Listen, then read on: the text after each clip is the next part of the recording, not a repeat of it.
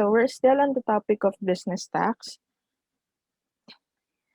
And the focus of our discussion on business taxes is on value-added tax and percentage tax only. Excise tax is excluded in this discussion. So as a continuation to the topic of value-added tax, so here are some illustrative examples. So in amortization of input VAT, so on purchase of capital goods exceeding 1 million. So amortization of input VAT prior to train applies to all all purchases of capital goods that exceeds 1 million. Okay? So Maligaya Corporation purchased capital goods as follows. January 2018, 8.5 million with input tax of 1.92 and useful life of 60. February 18, 8.5 million, 1.92 input tax with a life of 48 months. In months to 60, 48 months. So December 2018, 10 million with input tax equivalent to 1.2 and useful life of 60 months. And on January 2022, 10 million with input tax amounting to 1.2 with a useful life of 60 months. So how much should be the monthly amortization of input VAT for every month of purchase? So what we're looking for is how much is the monthly amortization of each purchase for to be applied or to be creditable as input tax. Okay? So yan yung base sa problem natin. So what we're gonna do is to get the monthly amortization of input VAT that is creditable. Okay? Yan. So first, we need to determine the useful life of the asset or the maximum amortization and the maximum amortization. So the maximum amortization is always 60 months. Hindi ko pala napalitan yung useful life sa kabila, no?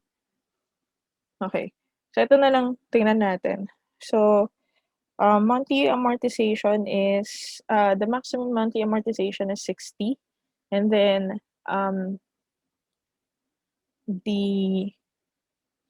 if the life of the asset is less than the maximum monthly amortization, we follow what is shorter.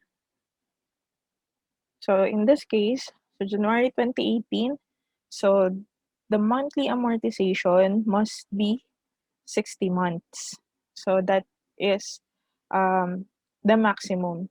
6 years is equivalent to 72 months, which is already exceeding the maximum amortization. So we will use for the purposes of amortization of input tax, we will use 60 as the maximum. So 1,092,000 divided by 60 is equivalent to 18,200. For February 18 purchase of capital asset or capital goods, so the useful life is 4 years. Since the useful life is shorter than the maximum of 60 months, the maximum amortization of 60 months, we follow the whichever is shorter, which is 48. So 1,092,000 divided by 48 is equal to 22,750. On December 2018, so since the useful life and the maximum monthly amortization is equal, so we use 60. So that is 1.2 million divided by 60 is equal to 20,000. This monthly amortizations, the 18,200, 22,750, and 20,000 may be claimed as creditable input for the succeeding periods, months, quarters. On January 22, 2022, um, the amortization of input VAT is no longer applicable.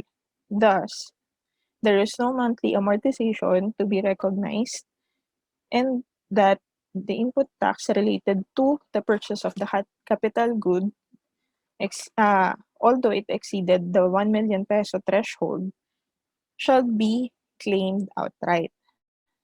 So, on January 2022, the amount of input tax that must be credited is not the monthly amortization, but the whole amount of input tax paid by the taxpayer. Okay. Next, apportionment of input tax on mixed transactions.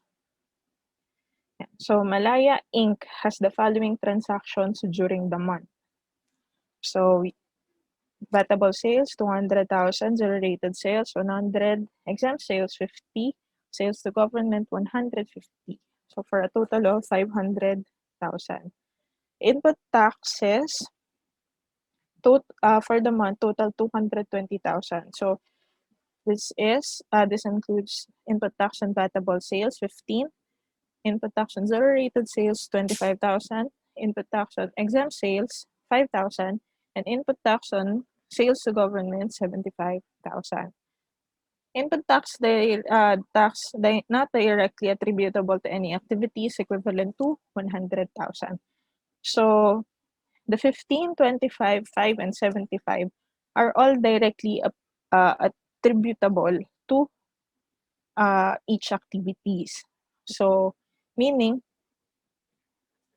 these are identified. So, assuming the taxpayer was able to identify the transactions as directly attributable. Determination of direct attributability of input taxes is a little hard to do. So, that's why most of the time, wala tayo nung directly attributable. But if in case the taxpayer or you can actually determine those items that are directly attributable, you must first separate it from those that are not directly attributable to any activity. So if, for example, how can you say that it is directly attributable? So if you're in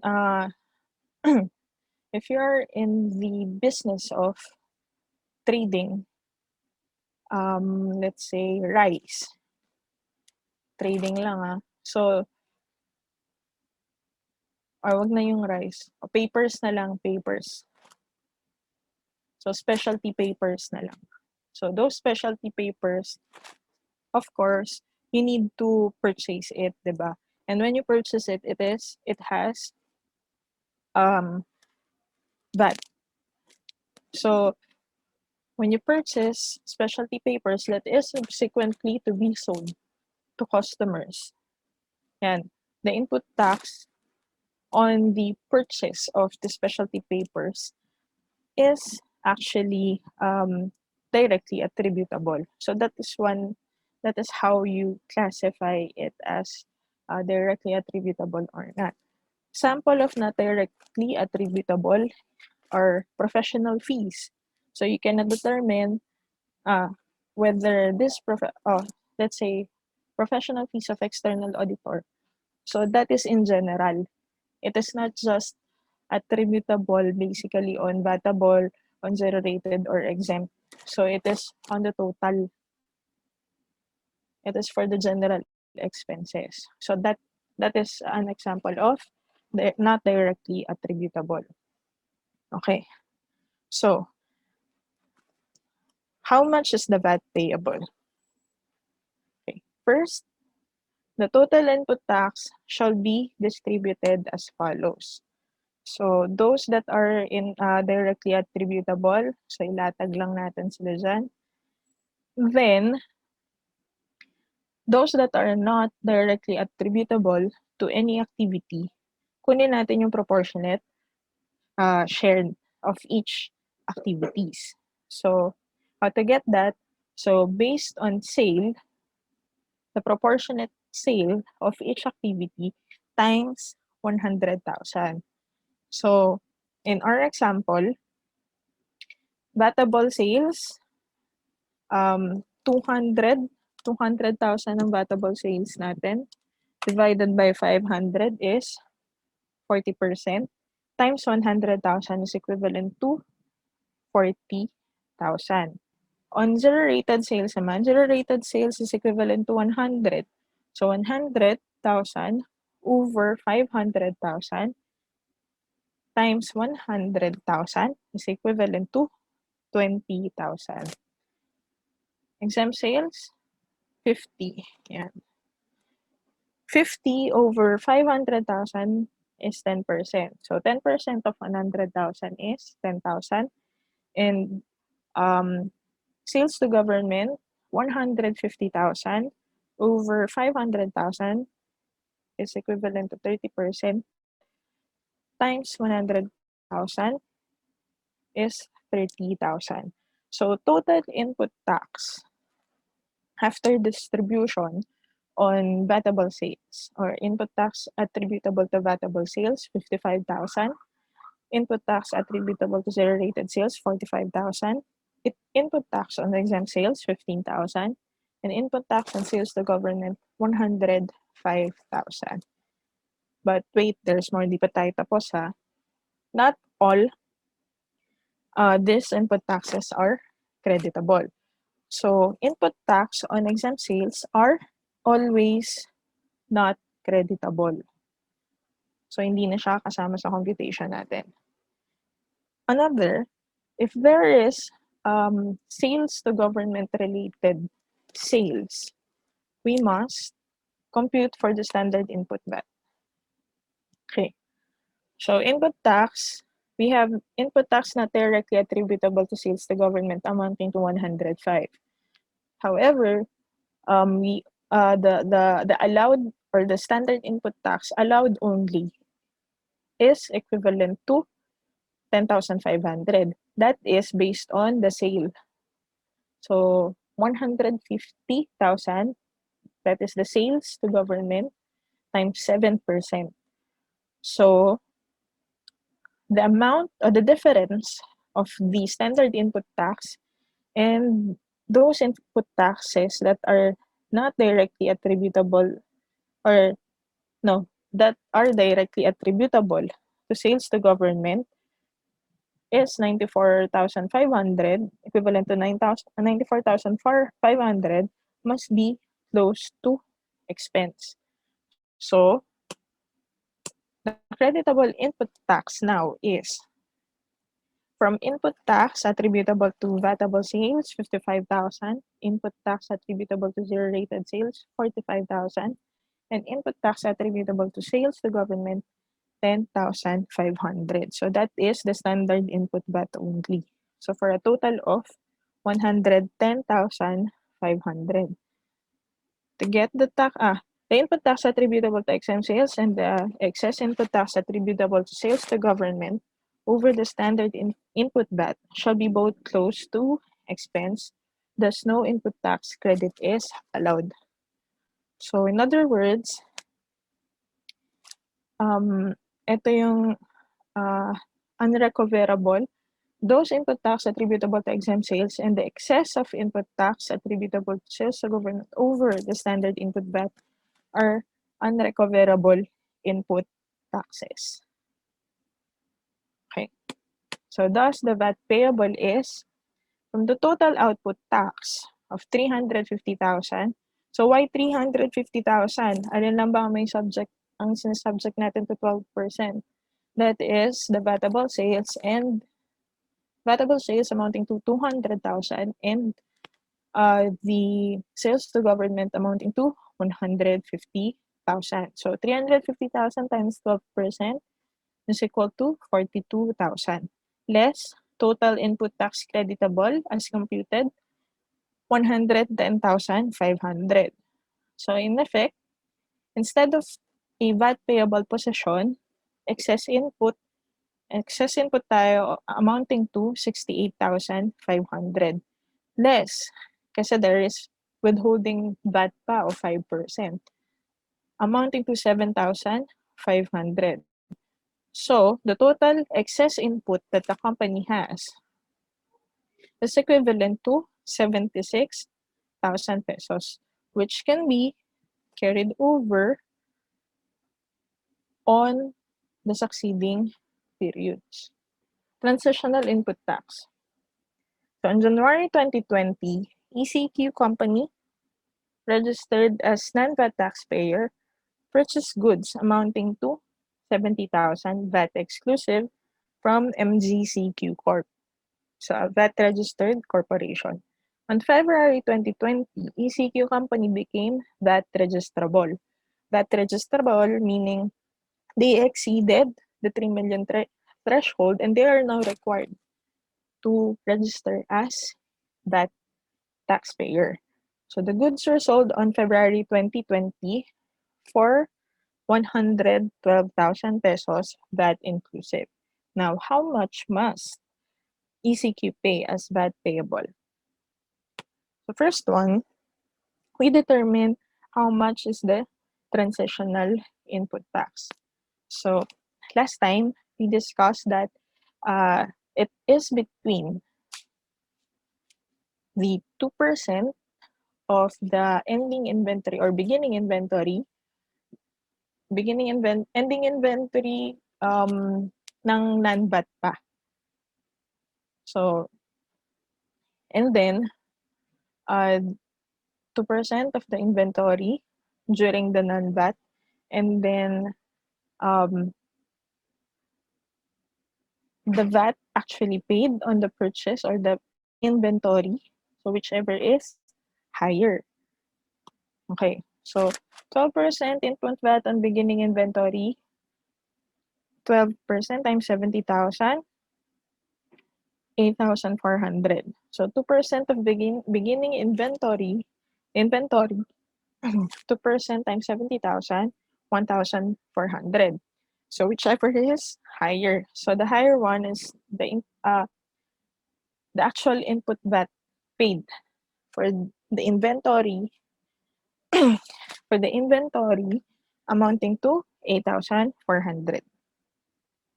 And the transitional input tax is the amount between the VAT actually paid on the inventory and 2% on the same inventory, whichever is higher. Transitional input tax is debited to input tax account and credited to purchases or inventory account.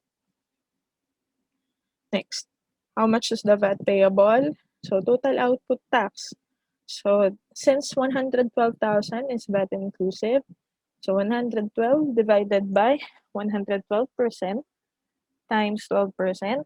So it is equivalent to 12,000. Less transitional input tax of 8,400. The net VAT payable is equivalent to 3,600. Okay. Next, presumptive input tax. On January 2020, MECQ Company, a VAT-registered manufacturer of refined sugar, purchased sugarcane amounting to 70,000 from GCQ Corp, a VAT-registered corporation. The refined sugar produced were sold on February 2024, 112,000, VAT inclusive. How much must MECQ pay as VAT payable? So, purchase of sugarcane is non-VAT. So don't expect that there is a VAT inclusive or VAT exclusive amount. So, this non-VAT. So first, determine the presumptive input tax. Purchase sugarcane, 70,000, multiplied by the presumptive input tax rate of 4%. The presumptive input tax is 2,800. So the presumptive input tax is debited to input tax account and credited as other income. Now the VAT payable is total output of 12,000 less presumptive input tax of 2,800. The net VAT payable is equivalent to 9,200. Next topic, VAT on real estate transactions. Real properties, those that are considered as ordinary assets, may be subject to VAT. However, those that are considered as capital assets will never be subject to VAT. So ordinary assets may or may not be subject to VAT. Capital assets will never be subject to VAT. Okay.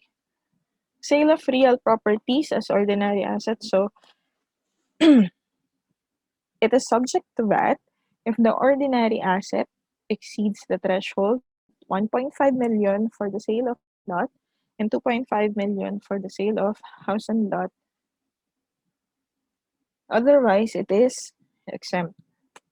Lease of properties, it is subject to VAT if gross receipts exceeded 3 million pesos and subject to 3% or subject to 3% percentage tax if it did not exceed the 3 million or the gross receipts of the gross receipts pertaining to the lease did not exceed to 3 million.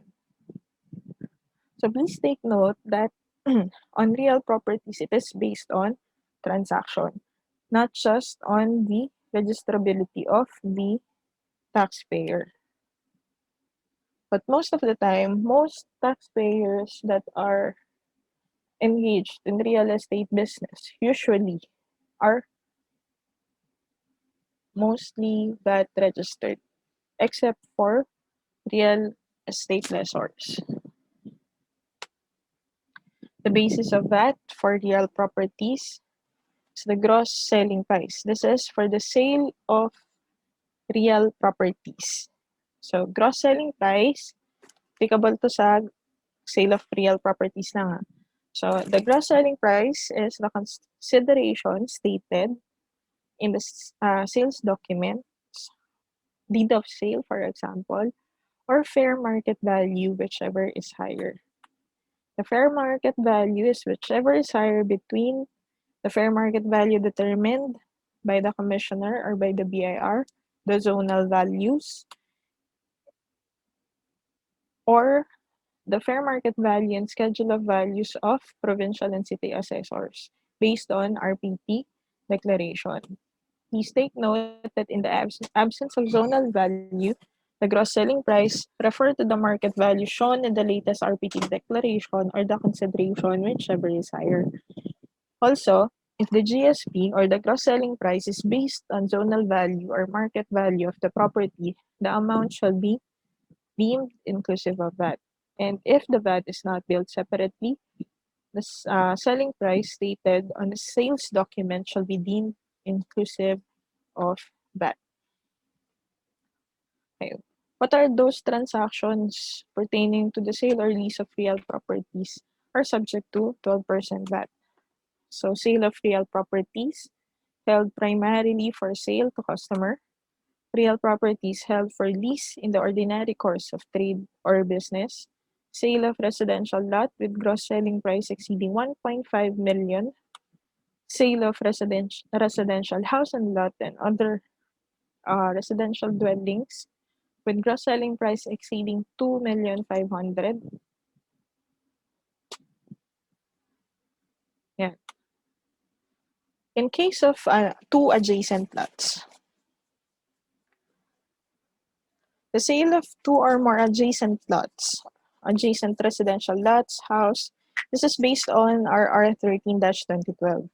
So the sale of two or more adjacent residential lots, house and lots and other residential dwellings is presumed sale of one residential lot, house and lot, or other residential dwelling if the sale is within a 12-month period within a taxable year, it is sold to one and the same buyer,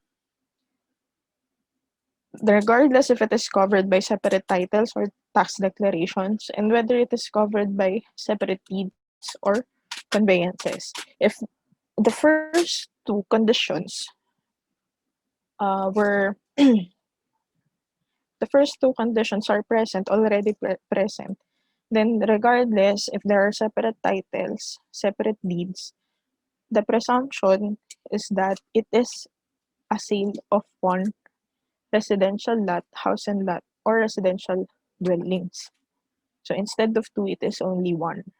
In determining whether it is vatable or not, the total of the two adjacent lots, if it is an adjacent lot, the total of the two lots must be combined. So whichever is the total, so if it exceeded the threshold set, then it is subject, or that it may be subject to, or it is subject to VAT. However, if not, then it is not subject to VAT. Okay.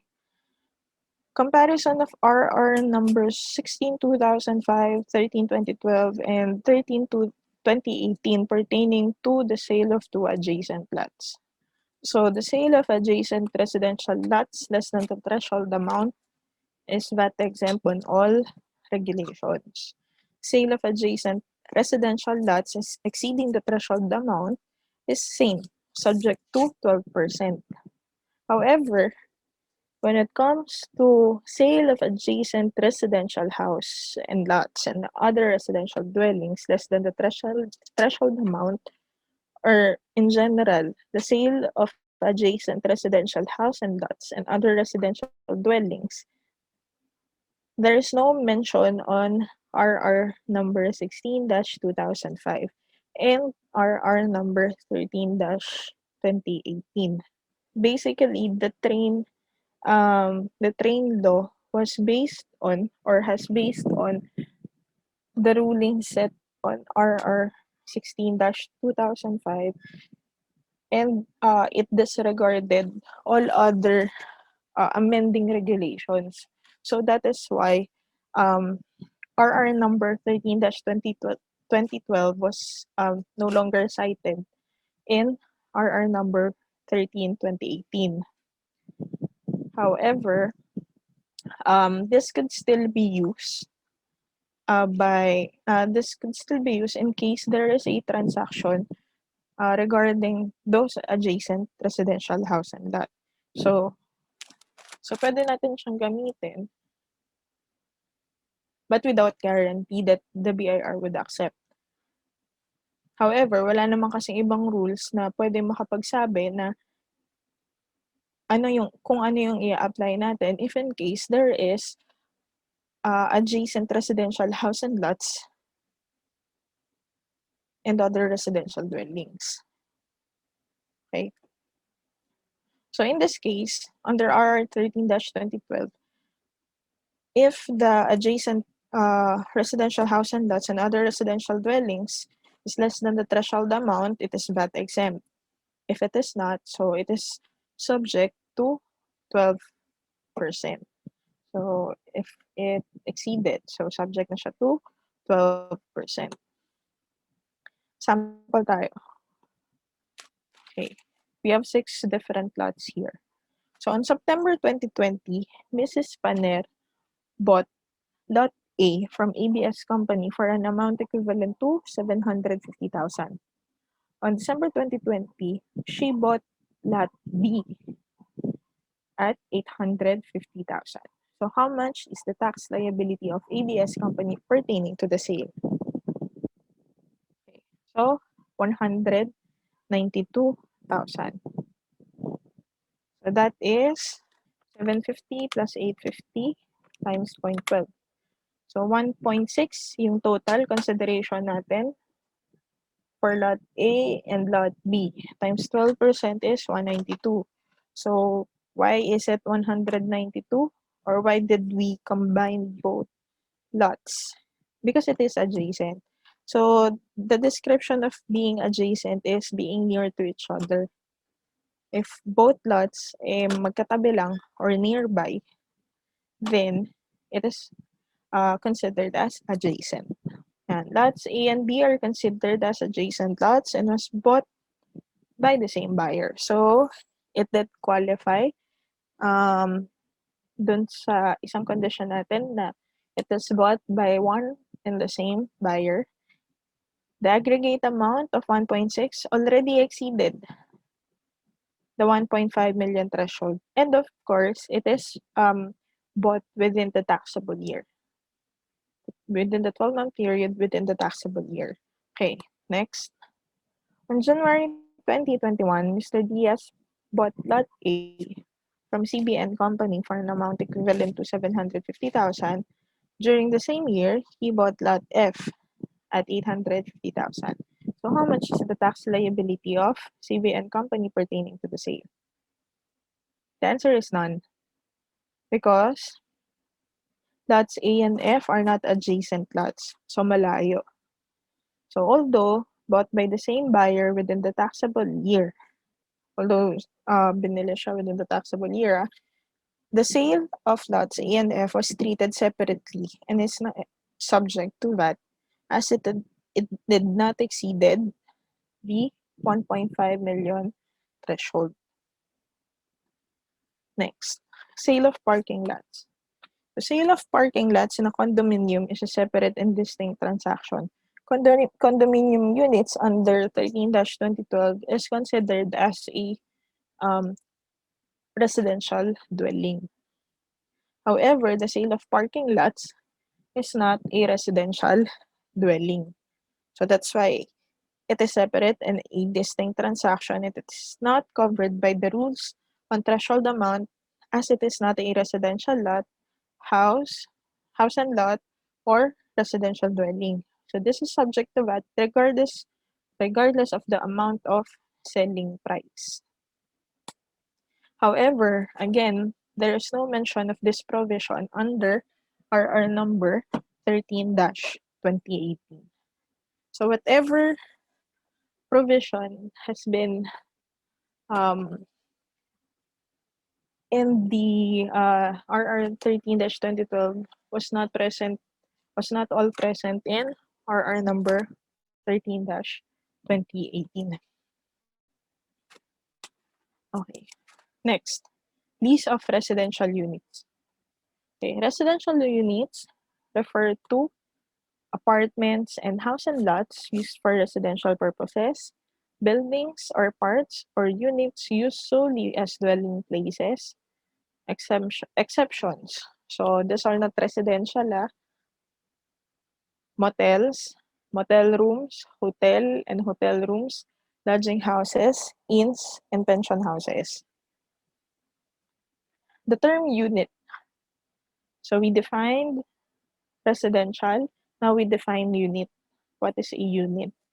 So it shall mean apartment unit for apartments, house for residential houses, per person in case of dormitories, boarding houses, and bed spaces, per room in case for rooms for rent. If the lease of residential units with a monthly rental exceeding 15,000, if the taxpayer is VAT registered, it is subject to 12% VAT.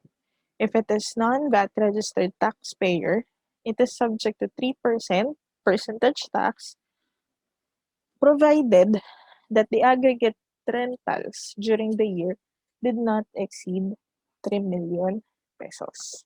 So sample, so Mr. Diaz rents out his 15 residential units for 15,500 per month. During the taxable year, his accumulated gross receipts amounted to 2,790,000 pesos. So how much is his tax liability?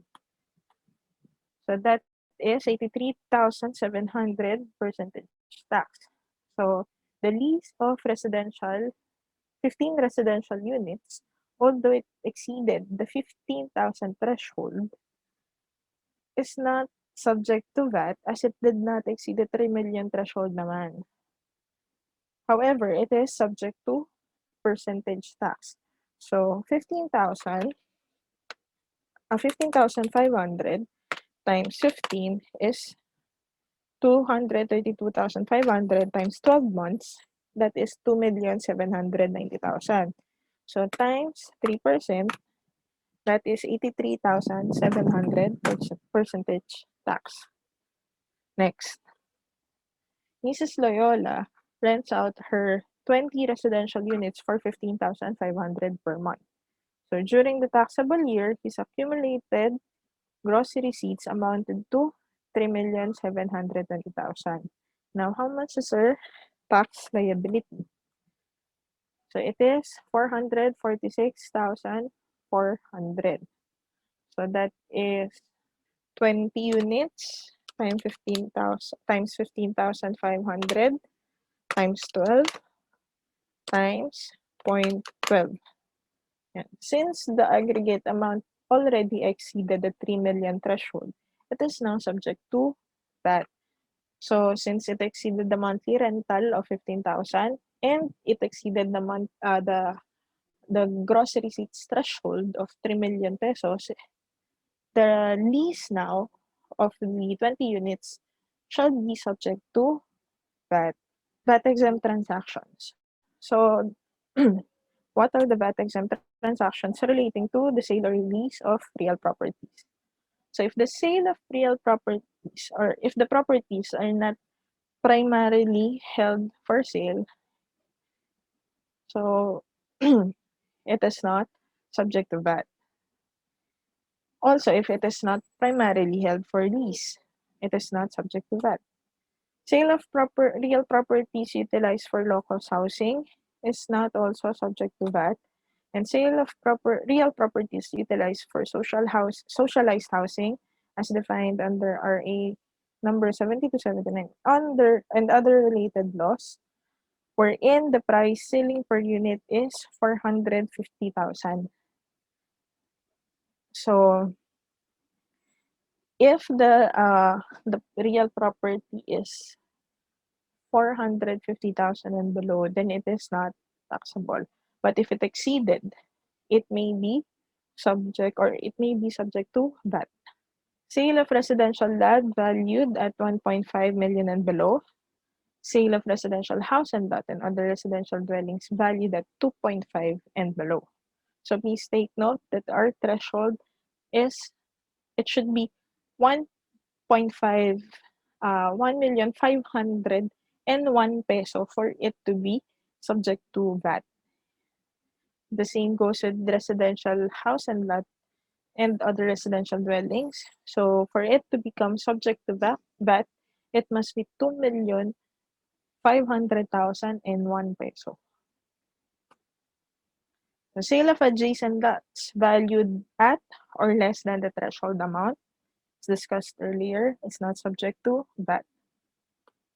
Lease of residential units with a monthly rental per unit not exceeding 15,000, regardless of the aggregate amount in a year, is always not subject to VAT.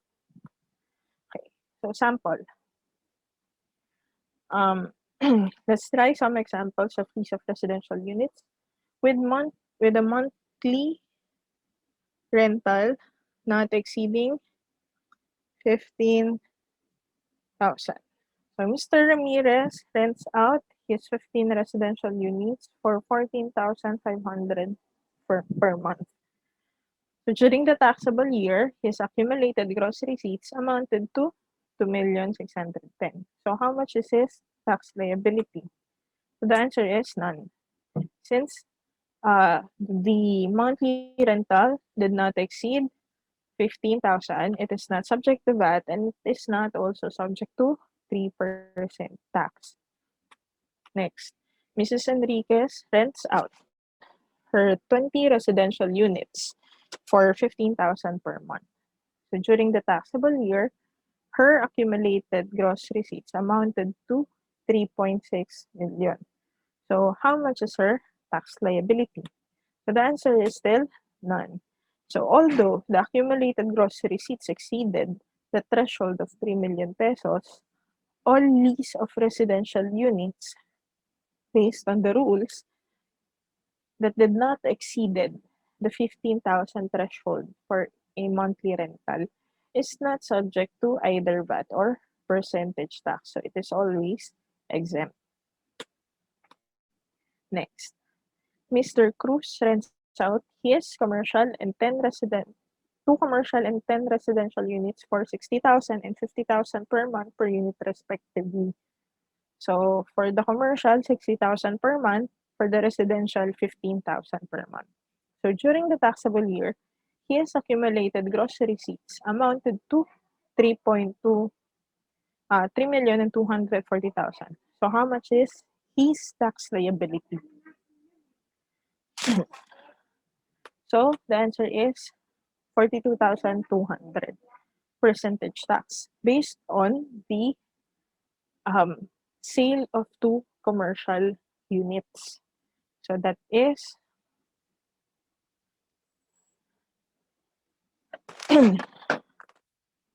60,000 times 12 times 2.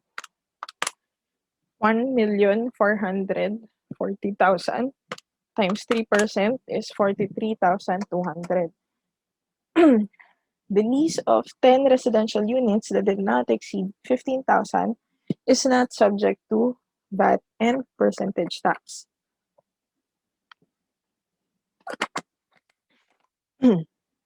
So only the lease of 2 commercial units are subject.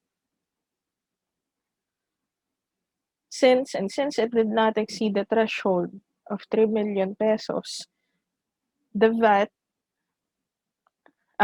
is not applicable. That's why we use the percentage tax.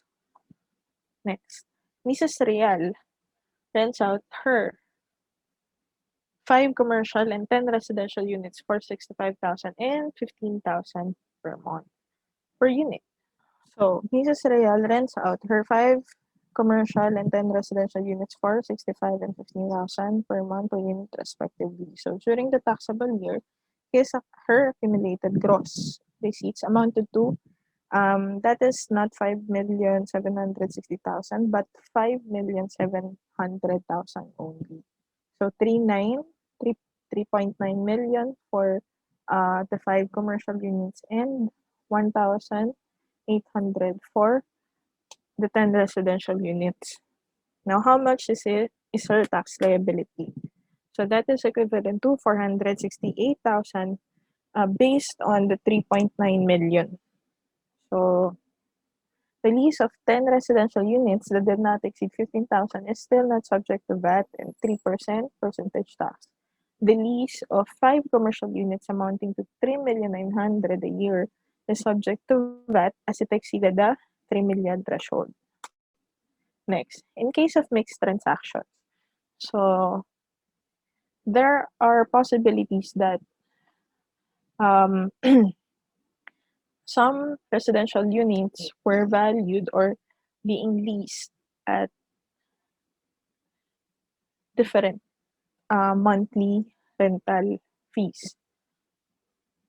So, as an example, Mr. Ruiz rents out his 25 residential units at 12,000 per month per unit and 20 residential units at 15,500 per month per unit. So during the taxable year, his accumulated gross receipts amounted to 7,320,000. Now, how much is his tax liability? So the answer is 446,400 subject to VAT. So, saan galing yun? So the list of 25 residential units that did not exceed 15,000 is not subject to VAT and 3% percentage tax. So the sale of 20 residential units at 15,500 per month, doon tayo kukuha. So that is amounting to 3,720,000. Since it exceeded the 3 million threshold, it is already subject to VAT. So 3,720,000 times 0.12 is 446,400. Next. So sale of real properties. In sale of real properties, we have regular cash sales and sale other than cash sale. So regular cash sales is obviously a sale of real properties. There's a sale of real property and the same was paid or the sale was paid in cash. However, there are some circumstances that the buyer cannot pay the whole amount of the consideration. So that is why uh, real estate traders offer installment plans. So we have two kinds of um, payments other than cash sale. So this is sale on installment plan and sale on deferred payment basis. So sale on installment plan is applicable if this is the term for taxation. If the initial payments in the year of sale do not exceed 25% of the gross selling price, sale on installment plan. And then if the initial payments in the year of sale exceeded 25% of the gross selling price, then it is a sale on deferred payment basis. So each transaction must be classified on either if it is on installment plan or on deferred payment basis. Why? Because the VAT liability lies on what kind of sale um, the taxpayer has. So to further illustrate, before we illustrate, let's define first what is initial payments. So initial payments means payments. Payment or payments which the seller receives before or upon execution of the instrument of sale, and payments which he expects or is scheduled to receive in cash or property during the year when the sale or disposition of real property was made. What are included as initial payments? So the down payment, payments paid or payable within the taxable year the property was purchased or sold. Payments received during pre-selling is also included. Mortgage, if if there is an excess over cost only. So not all mortgages are included.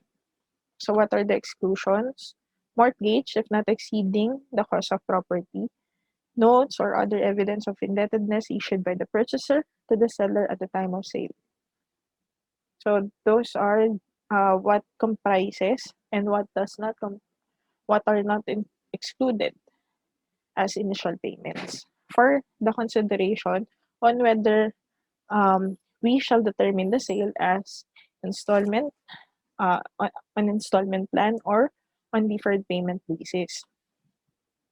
So to illustrate the sale of real properties on installment plan, okay, on June 28, 2020, MGA Development Corp sold a commercial lot to Ms. Martinez valued at 2.5 million on installment. Mr. Martinez paid 10% down payment. The remaining balance is payable in 60 months or 37,500 every end of the month.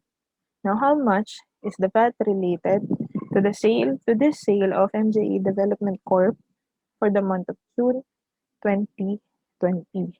First, we determine the initial payments. How do we determine? So, there is a down payment, there are installment payments. So, the down payment is 10% of 2.5 million. So that is 250,000. And the installment payments, 37,500 times 6. That is July, August, September, October, November.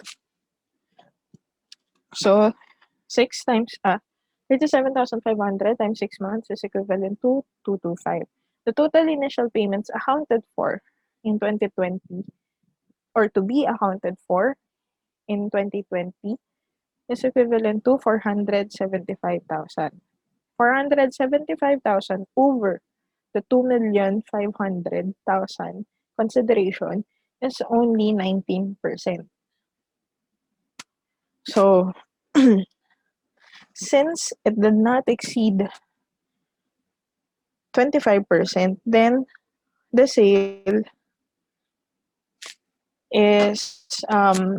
sale is considered a sale on installment plan. So the VAT on sale for the month of June 2020 is equivalent to 30,000 peso, 30,000 pesos only. Why? Because in case of sale on installment plan, so the properties or the payments are uh, are based on collection. So sale on real properties on installment plan, every payment received is based on collection. So the VAT is based on collection. The amount to be reported in the VAT returns is the amount only collected per installment. Yan. Since the initial payments did not exceed 25% of the gross selling price, the VAT is based on the amount collected and not on the entire amount.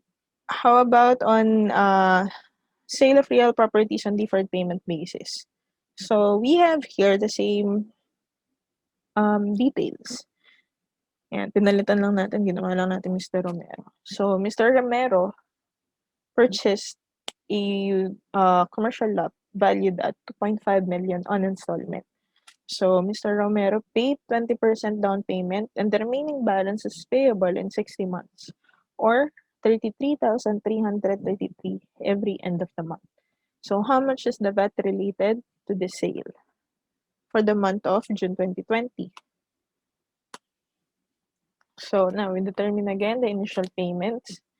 So, the down payment is equivalent to 500,000 plus the installment payments. So 33,333 times 6. So I just rounded it off to 200,000. So the total initial payments is equivalent to 28%. Since it exceeded 25%, then it is considered as deferred payment basis. So the VAT on sale is equivalent to 300,000. Why?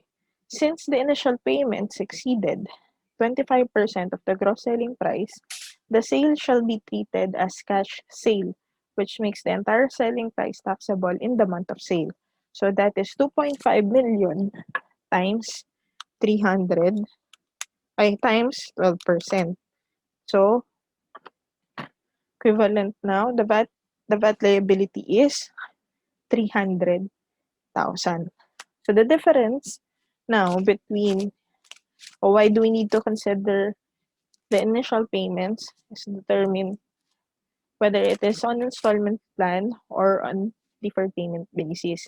If it is a sale on installment plan, then it the basis of that shall be on the amount collected every period. While on deferred payment basis, the basis of that is the entire amount and not on installment payments. So it is considered as regular cash sale. Okay, so we're done with real properties. Next, that on PEZA transactions. So what are the principles governing PEZA transactions? We have two principles, the destination principle and the cross-border principle. So the destination principle means that goods and services are taxed only in the country where they are consumed. While cross-border principle, since the ecozone is recognized by legal fiction as a foreign territory, no VAT should be imposed on goods destined to enterprises within the ecozone. So, to further Yan, mamaya, I'll give you a detailed explanation on this principle or somehow sample to understand what is meant by these two kinds of or the applicability of these principles in PEZA transactions. So next, the activities of PEZA entities. So there are registered activities and unregistered activities. So registered activities may may not be subject to VAT or may be subject to 0% VAT. Unregistered activities, on the other hand, transactions may be subject to VAT, and the entity may be required to register as VAT taxpayer despite being under the 5% regime. So, if there are okay, so please take note that only those registered activities may enjoy the benefit of non-vatability or zero rating. So those unregistered activities which are not related these activities are usually not related to the registered activity. So that is why these transactions uh, could be subject to VAT. So it is important to determine whether these are within the registered activities of the PESA entity or not. Okay. The ecozone and customs territory. So inside the circle is the PH territory. Outside is the foreign territory. So in a normal setting, so whatever is purchased from a foreign entity may or may not be subject to VAT. So in ecozone and customs territory, it applies the same. So the customs territory now is the Philippines. Inside the customs territory, there is an ecozone which is considered as a foreign territory. The customs territory is now the Philippines. So the taxability of an ecozone is similar to the transactions of a foreign entity. It's as if they are in a foreign territory. So ecozone entities transactions. So the sale of goods and services under the cross-border doctrine. So both performance of service within the customs territory, same um, same applies to foreign entities um, who performed services within the Philippines. Yan. So both performance of service within the customs territory by PESA registered firms and sale of goods by PESA registered firms to a taxpayer company within the customs territory is subject to 12% VAT. Sale of goods and property to a buyer from customs territory.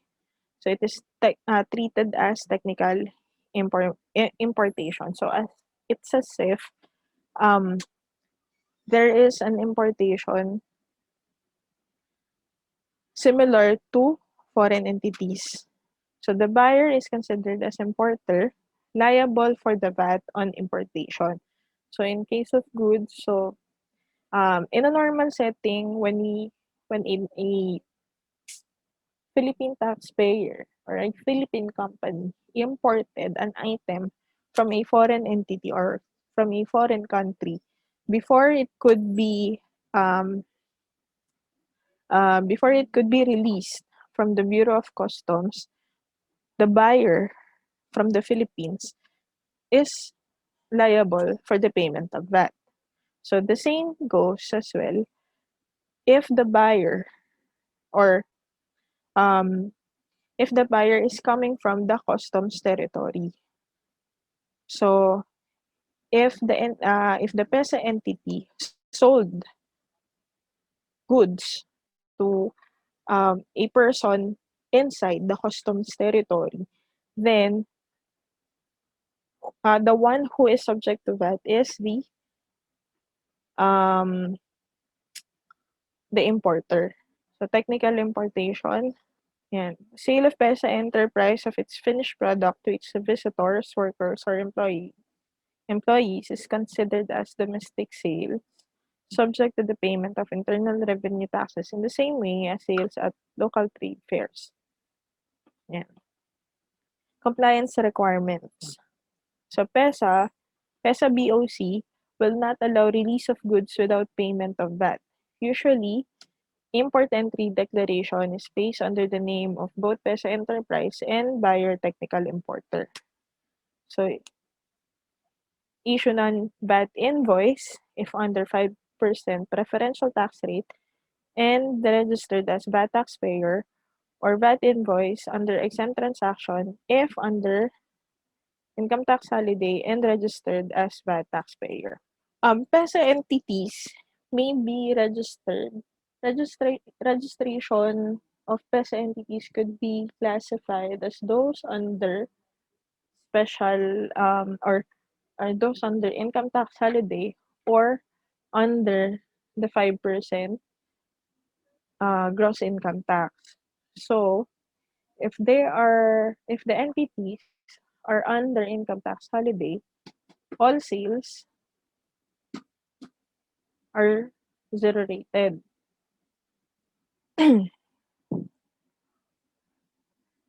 While for those under GIT, they are considered as non-VAT. Those under gross income tax regime or 5% income tax regime must uh, must be able to register must be able to register from VAT to non-VAT. So those that are still under income tax holiday are VAT registered taxpayers. That is why they are subject to zero rating. While those that are under the 5% gross income tax, they are considered non-VAT. So that is why they must, or upon the expiration of the income tax holiday, they must uh, re-register as non-VAT taxpayer. Importer may claim the input VAT using the import entry, and the importer should furnish the PEZA enterprise a copy of the BOC official receipt of the VAT payment. Next, customs territory transactions. On purchase of goods, it follows the cross-border doctrine. So, cross-border doctrine is similar to the application of purchase of goods and services of a Philippine company to from a foreign entity. So regardless of class or type of registration, it is treated as indirect export to customs territory, and this is subject to 0% VAT. So customs territory, meaning these are uh, the entities, those entities that are outside the um, customs territory. Those companies that are in the customs territory. So cars or automobiles are not 0%, are not subject to 0%.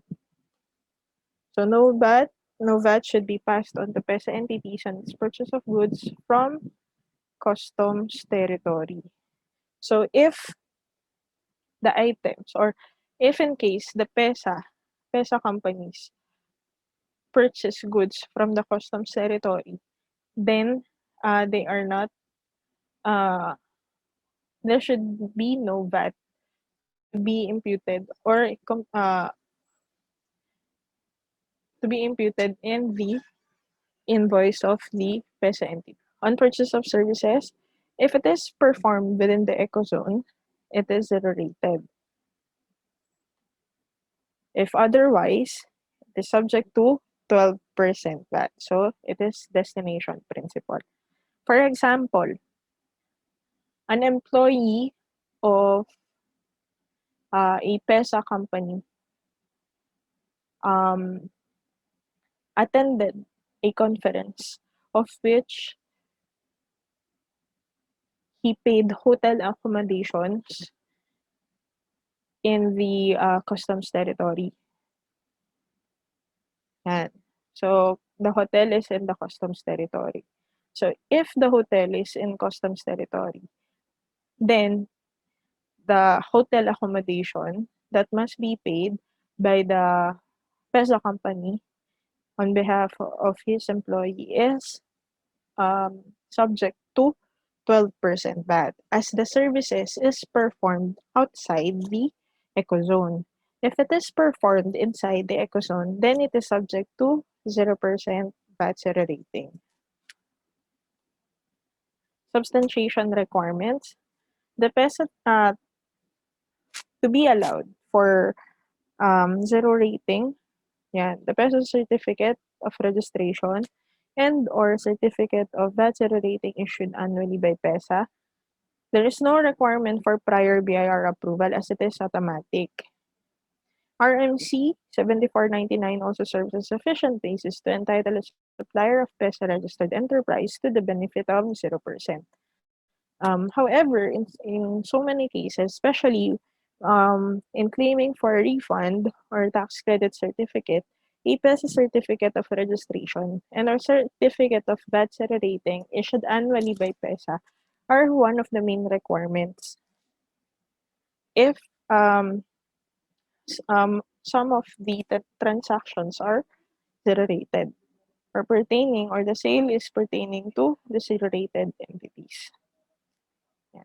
It is also a proof for um, claiming VAT zero rated sales. Yan. For the zero rated sales to be not subject to 12% VAT. So without these special certifications or anything, then the VAT, the sales related to zero rated may be further subjected by BIR to 12% upon audit. So that's why um, it must be properly, all zero rated sales must be properly substantiated by at least a PESA certificate of registration or certificate of VAT zero rating. Claiming of input tax. So PESA company may claim input tax from local purchases of goods and services and importation of materials or supplies used directly in the local sales as credit against output VAT. So they may still claim. The sale of goods,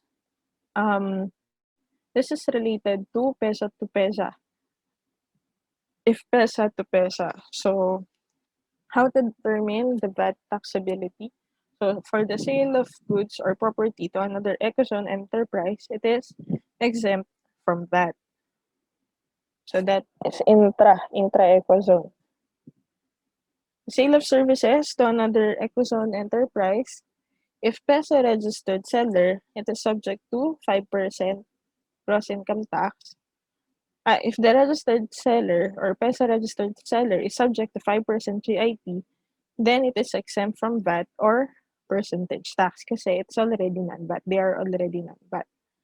If the PESA registered seller does not enjoy 5% GIT or is subject to income tax holiday, then it is subject to 0% under cross-border doctrine. International transactions. So importations of goods and services by a PESA enterprise. So merchandise, raw materials, supplies, articles, equipment, machineries, spare parts, and wares of every description brought into the ecozone restricted area by an ecozone export enterprise to be stored, broken up, repacked, assembled, installed, sorted, cleaned, graded, or otherwise processed, manipulated, manufactured, mixed with foreign or domestic merchandise, whether directly or indirectly related in such activity shall not be subject to internal revenue laws and regulations of the Philippines. So if it falls on the description of importation as stated, then it is not subject to any tax. It is exempt. It is since it is not subject to any tax, then it is exempt also from VAT. Tax and duty-free importations for capital equipment. So the machinery and equipment must be directly and actually needed and will be used exclusively by the Ecozone export enterprise in its registered activity. For it not to become taxable or VATable, then it must be, or the taxpayer must prove that it is directly and actually needed by the Ecozone enterprise related to its registered activity. The importation of spare parts shall be restricted only to component spare parts for the specific machinery and or equipment authorized to be imported. And it is subject to reasonable allowances. The rated capacity of the capital and equipment to be imported must be within the registered capacity of the Ecozone enterprise. For raw materials, it is exempt from import taxes like VAT, pursuant to Section 1, Rule 15 of the Rules and Regulations implementing Republic Act Number 7976. Export transactions of PEZA entities. So the sale of goods and services under cross-border doctrine. The actual export of goods and services from Philippines to a foreign country must be free of VAT. Yan. So a PEZA entity imports from or exports to a foreign country. So that is not subject to VAT. If VAT registered, the VAT is considered as zero rated. If non-VAT registered, it is exempt. So if the PEZA entity is is under income tax holiday, automatically any exported sale to a foreign country is zero rated. And if non-VAT registered, if the entity is under the gross income tax, gross income tax of 5%, then the transaction or the export transaction is exempted. So what are those export sales? So this pertains to the sale and actual shipment of goods from the Philippines to a foreign country, irrespective of any shipping arrangement that may be agreed upon, which is paid for in acceptable foreign currency or its equivalent in goods or services and accounted for in accordance with the rules and regulations of DSP. The sale of raw materials or packaging materials to a non-resident buyer for delivery to a resident local export-oriented enterprise that is also paid for in acceptable foreign currency and accounted for in accordance with the rules and regulations of DSP. Export sale to a foreign affiliate where the payment is not actually remitted to the PEZA registered entity seller but is offset against the former's receivables to the latter for advances made in relation to material supplied. So the VAT treatment of sale of service by a non-resident to PEZA enterprise, it is exempt from VAT under BIR ITAD ruling 069/2011, March 1, 2011. Okay, next. VAT on construction contracts. So here are some of the VAT taxability of income, of certain transactions relating to construction. So income of construction companies is always based on the actual collections made from construction contracts. So the VAT is based on actual actual collections made. For income tax, there is a separate treatment or separate rule on how to declare the income for construction income. Construction in progress. This is in relation to the purchase. Yan. In case of purchase of services, the value of which shall be determined based on the progress billings. So when you receive a progress billings, then there is that is the time that a payment has to be made. So the VAT is based on progress billings. Input tax is recognized in the month the payment was made. The payment was made. So based on collection pa din. Contract for the sale of service, where labor will be supplied by the contractor and the materials will be purchased by the contractee. So the input tax to be recognized is recognizable in the month the payment was made also. So basically, both sales and purchases relating to construction are always based on collection.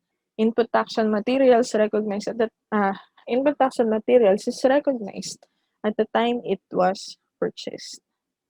So for the sale of goods or for the purchase of goods, it is always accrual based on when it is purchased. The reckoning date of the purchase is on upon the delivery of the goods. When did the company receive the goods, or when the company received the billing or the sales invoice for the said goods.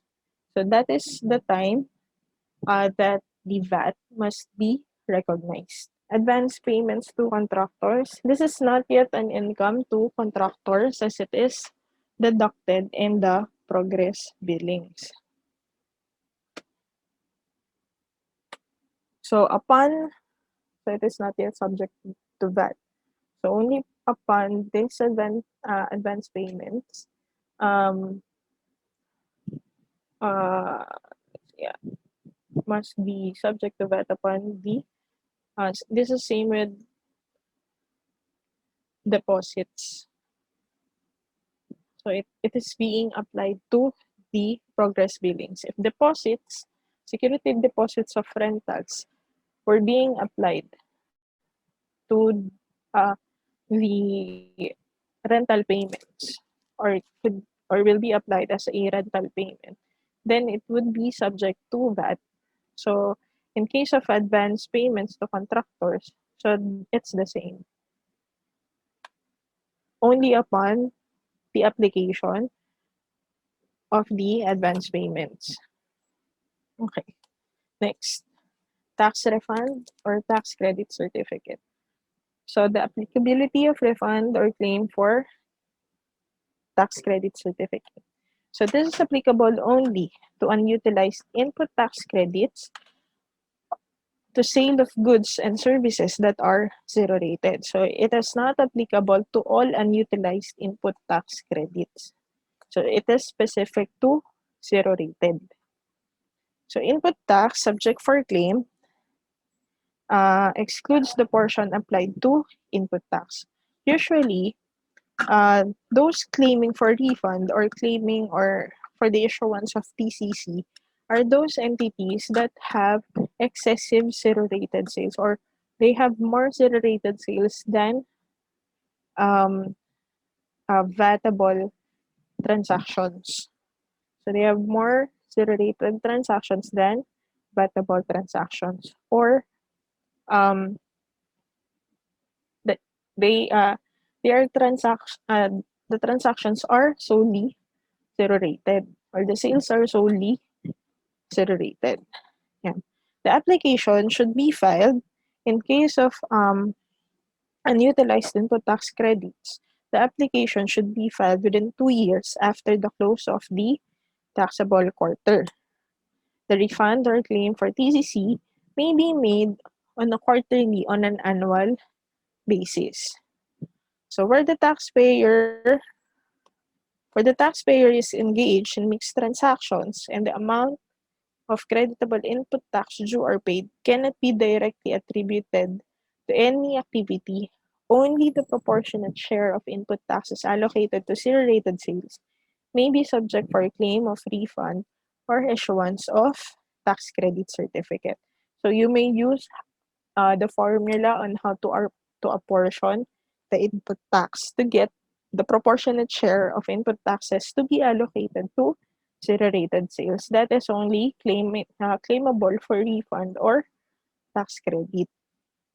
So not all not all input taxes are allowed to be refunded. Only zero-rated, only those that are related to zero-rated sales. So after filing of the VAT return, in case there is unutilized input tax related to zero-rated sales, they have or the company has 2 years. Within 2 years, they must apply for an administrative claim for refund or ECC. So they need to apply BIR form number 1904. So within 90 days, the BIR will issue a denial, full or partial denial, or acceptance of the refund or claim. So in case of partial or full denial of the BIR, then the taxpayer has 30 days to file. Within 30 days upon the receipt of the denial, the taxpayer has the right to appeal to CTA. And in case where there is no response from the BIR within 90 days, the taxpayer may still file an appeal to CTA to for a refund or a tax credit. So that is after the lapse of 90 days, the taxpayer must be able to file the petition. Okay, so yeah, the BIR shall grant tax credit certificate or refund for creditable input taxes within 90 days from the date of submission of complete documents. In case of full or partial denial, the taxpayer may appeal to the Court of Tax Appeals within 30 days from the receipt of the said denial, and if no action on the claim after 90 days, the taxpayer may appeal to CTA within 30 days from the lapse of the 90-day period. So when applying for a VAT refund or a claim for TCC, the taxpayer must be able to um, provide or substantiate all its purchases that is subject to that is subject for claim. So if the taxpayer was not able to substantiate any of the input taxes or the input taxes that are to be claimed or to be refunded, then um, expect that there is full denial of um, the application. So it is necessary. That's why I'm talking about earlier for zero-rated sales. If you are transacting with a PEZA company, then the zero-rated sales or the sales must be um, substantiated by at least a registration, certificate of registration of the PEZA entity. And if none, then the portion of the zero-rated sale may be denied and may be further subjected to the imposition of 12% VAT. In case of input tax not directly attributable to any activity, the taxpayer must be able to substantiate everything. So if there is a 100,000 input tax not directly attributable to any activity, then the supporting documents must also be equivalent to the 100,000, not on the proportionate portion of the input tax attributable to zero-rated sales only. So it must be 100%. So next, percentage tax. So percentage tax is a little bit simple. Not just a little bit, it's way simple than value-added tax. Percentage tax is a tax imposed on persons, entities, or transactions specified under sections 116 to 127 of the NIRC. It is a business tax. It is a consumption tax similar to value-added tax. However, it is a direct tax. It is not passed on, unlike VAT. So, um, this is based on the gross sale or receipts of the seller. So the percentage tax is being shouldered by the seller, unlike on VAT, it is being shouldered by the customer. It is applicable, percentage tax is applicable to VATable activities below the VAT threshold, and it also applies to specific business or transactions regardless of VAT threshold. In filing percentage tax returns, summary lists are no longer required, or there's no required summary listings. Why? Because there is no third party to be checked, as the tax is being imposed on the seller and not on the buyer. Yan. Who are the persons liable to percentage tax? So this is one applicability of the percentage tax. So those persons who are not VAT registered, who sells goods, properties, or services whose annual gross sales and receipts do not exceed 3 million pesos and are exempt from value-added tax. Those who lease residential units where the monthly rental per unit exceeds 15,000 pesos, but the aggregate of the rentals during the year does not exceed 3 million pesos. So we discussed earlier some examples relating to lease of residential units, of which uh, the aggregate rentals did not exceed 3 million pesos. Cars for rent or hire driven by lessee transportation contractors, including persons who transport passengers for hire, and other domestic carriers by land for the transport of passengers and keepers of garages are liable also to percentage tax. So this is one example of specific transactions that is subject to percentage tax regardless of the threshold for VAT purposes. International air shipping carriers doing business in the Philippines on their gross receipts derived from transport of cargo from Philippines to another country. Franchise grantees of radio and television broadcasting companies whose annual gross receipts for the preceding year do not exceed 10 million and did not opt to register as VAT taxpayers. So franchise grantees, similar like this one, has the option to register as VAT or not.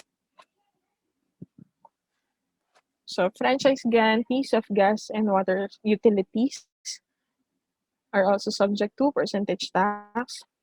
Overseas dispatch, message, or conversation transmitted from the Philippines by telephone, telegraph, telewriter exchange, wireless, and other communication equipment services, banks, non-bank financial intermediaries, other non-bank financial intermediaries, including pawn shops, person, company, or corporation doing life insurance business in the Philippines, fire, marine, miscellaneous agents of foreign insurance companies, proprietor, lessee, or operator of cockpits, cabarets, night or day clubs, boxing exhibitions, professional basketball games, high alay, racetracks, including videoke bars, karaoke bars, and other karaoke and music lounges, as clarified under RMC 18-2010, winnings or dividends in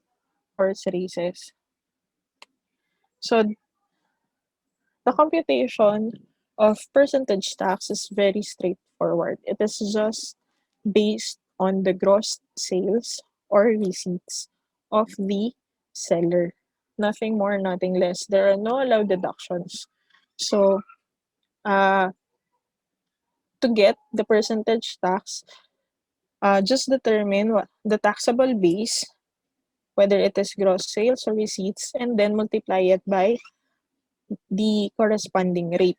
For non-VAT registered persons under Section 109, so this includes those that are not those persons or entities whose gross sales or receipts did not exceed 3 million pesos. So the taxable base is the gross sales or receipts at 3%. Domestic carriers and keepers of garage, the taxable base is 3%. International air shipping carriers doing business in the Philippines, the gross receipts on transport of cargo from the Philippines to foreign countries, the taxable base, also at 3%. Franchise grantees, gas and water utilities, base is gross receipts at 2%. Franchise grantees, those that are related to radio and television broadcasting, 3%. Overseas dispatch, it is based on the amount paid for the service. So not all gross receipts. So the amount paid for service at 10%. Life insurance companies, based on the total premiums collected at 2%. For bank and non-bank financial intermediaries performing wayside banking function, for interest, commissions, and discounts from lending activities, if the maturity period is 5 years or less, the rate is 5%. If the maturity is more than 5%, more than 5 years, it is 1%. On dividends, equity shares and net income of subsidiaries is not taxable. No VAT, no percentage tax. Royalties, rentals of property, real or personal profits from exchange, and all other items, 7%. Net trading gains within taxable year, 7%. For other non-bank financial intermediaries without quasi-banking functions, so almost the same with those with banks for the interest, commissions, discounts from lending activities. Interest, commissions, discounts, and all other items treated as gross income shall be subject to 5% percentage tax rate. For agents of foreign insurance companies, yan.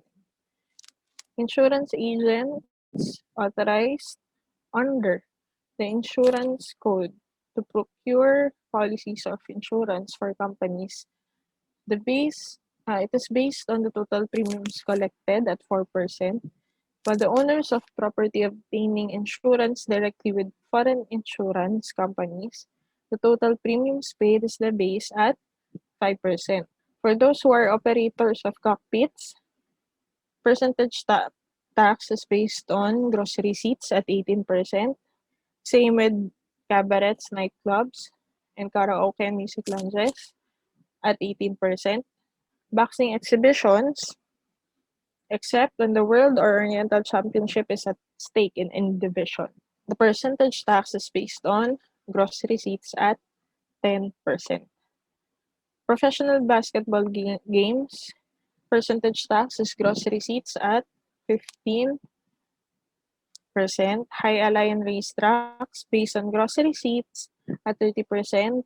Winnings on horse races, if it is winnings or dividends, 10%. winnings from double forecast, or quinela and trifecta bets, 4%, and prices of owners of winnings racehorses at 10%. On domestic carriers and keepers of garage, under RR 9, 2007, so this is the minimum amount of gross receipts that are not taxable. If it exceeded, then it is subject to percentage tax. So for those jeepney for hire, so if it exceeded 65,700 for Manila and other cities, and provincial 32,900, it is subject to 3% tax. However, if it is if the minimum gross receipts, whether quarterly or monthly, did not exceed the threshold amount as enumerated under 9-2007, then it is exempt from the imposition of percentage tax. So they are not liable to pay percentage tax. For public utility bus, so 98,600 quarterly, 164,000, 98,600 for those that are not exceeding 30 passengers, 164,200 for those exceeding 30 but not exceeding 50, and those exceeding 50, the minimum gross quarterly receipt is 197,100. And for taxis, 98,600 if within Manila and other cities. Provincial, 65,700. So for car for hire, ito yung pag may driver, 82,100. For walang driver, without driver, 49,300.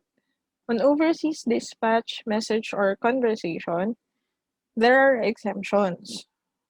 So the government, the amounts paid for messages transmitted by the government of the Republic of the Philippines or any of its political subdivisions or instrumentalities, the amounts paid for messages transmitted by any embassy or consular offices of a foreign government, international organizations, amounts paid for messages transmitted by a public international organization or any of its agencies based in the Philippines, enjoying privileges, exemptions, and immunities which the government of the Philippines is committed to recognize pursuant to an international agreement, and news services.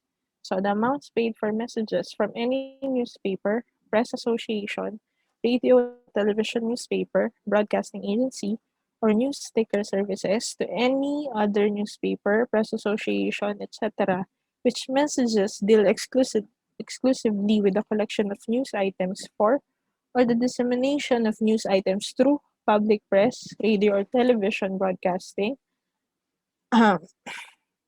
similar to that of the public press. So those are exempted from the imposition of percentage tax on overseas dispatch, message, or conversation.